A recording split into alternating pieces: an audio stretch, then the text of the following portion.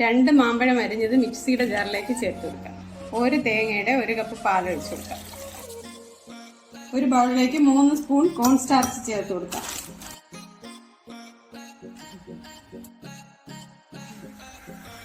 മാമ്പഴം അരച്ചതിലേക്ക് തേങ്ങാപ്പാൽ ചേർത്ത് കൊടുക്കാം.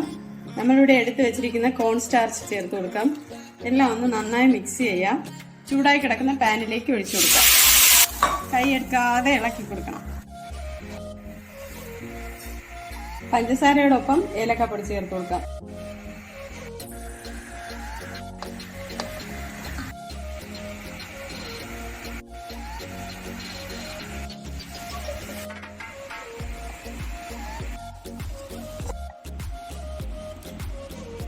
നല്ല തേനൂറും രുചിയിൽ തേങ്ങാപ്പാലും മാങ്ങയും കൊണ്ടുണ്ടാക്കിയ നമ്മുടെ ഹൽവ റെഡി ആയിട്ടുണ്ട്.